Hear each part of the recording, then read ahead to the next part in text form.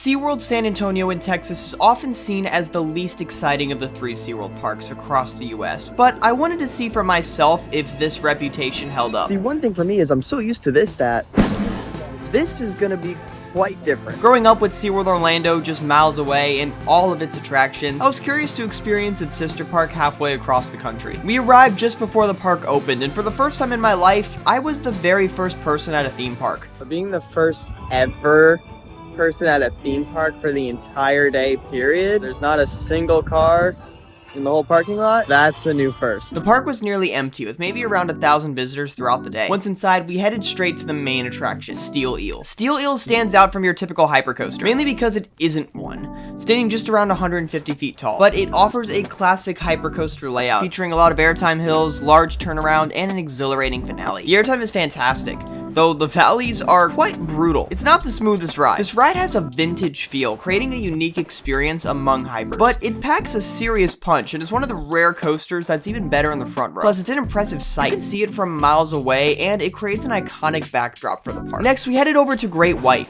an inverted coaster you'll find cloned in many parks across the US, including 2 other identical versions right here in Texas. Despite its common design, the ride always delivers. The intensity is relentless, with each inversion pulling you down and every element snapping with precision. It feels unusual to see this type of attraction in a SeaWorld park, but it's a fantastic ride. You can never get tired of these Batman clones, and Great White, very powerful. It has everything you want in those kinds of inverts. Just super snappy, non-stop action from start to finish. You can feel your feet like just getting pulled down to the ground. May not be the longest, sure it may be overdone, but it's so simple and it's just such a good ride. Such a great ride. After that, we headed over to Wavebreaker the Rescue Coaster, which might be one of the most underrated family attractions I've ever experienced. The ride starts strong, immersing you in various rescue missions to set the tone for the adventure ahead. Wavebreaker surprised me quite a bit. That was a very underrated coaster. I love these straddle rides, and that one did disappoint. The launches are powerful, very smooth. It's just such a great family coaster. I don't know why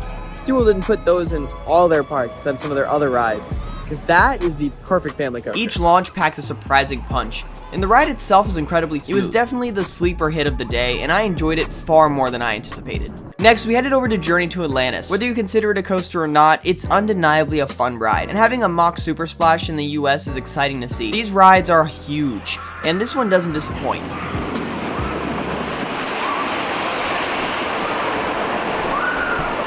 I guess with the splash that big, it's kind of unrealistic to think we wouldn't get wet. Yeah, I was really hoping, maybe like SeaWorld Orlando, it's like, all right, you'll get a little wet, but it won't be bad. Nah, that's pretty wet, I can't lie. The backwards drop is a blast, and the main drop is thrilling and pretty intimidating.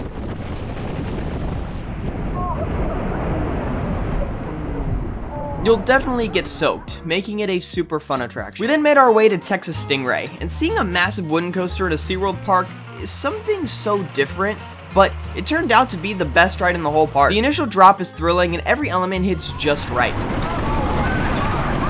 delivering fantastic airtime. The pacing is phenomenal. There are so many moments where it feels like we're flying into each element at breakneck speed. Plus, it's one of the few GCIs with no seatbelts, which really enhances the overall ride experience. I was blown away by just how great this ride was. We also couldn't miss Tidal Surge, tied for the world's tallest scream and swing. This ride is a blast, even though it's the exact same as Serengeti Flyer at BGT. Swinging out over the water with an incredible view in the background makes it a unique experience. The height really hits you as you look straight down from 140 feet in the air. Tidal Surge is such a great flat ride.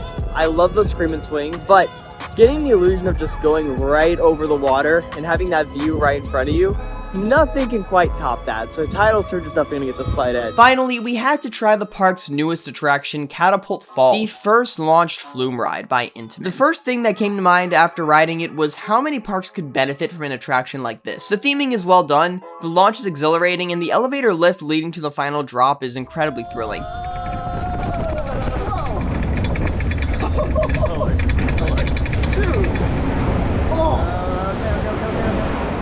That was fine. No, it's not fine. Oh, you got way more wet than me. You'll definitely get wet, but not drenched, making it enjoyable for everyone. Whether you can debate if this is a coaster or not, I personally count it, because it has everything I would count as a coaster. Like, when you say that out loud, a launched log flume, like imagine a ride like this coming like 40 years ago when the log flume was invented, like telling someone, oh, now we have the technology to freaking launch one over a hill. SeaWorld has a real winner, and I hope to see more rides like this across the US. After my day at SeaWorld San Antonio, I don't understand the negative reputation this park sometimes gets. While it may not have the strongest coaster lineup, every ride delivers. Unique attractions like Journey to Atlantis and Catapult Fall, record-breaking rides like Tidal Surge, and just flat-out thrilling fun rides like Steel Eel and Texas Stingray. It makes it a fantastic park overall.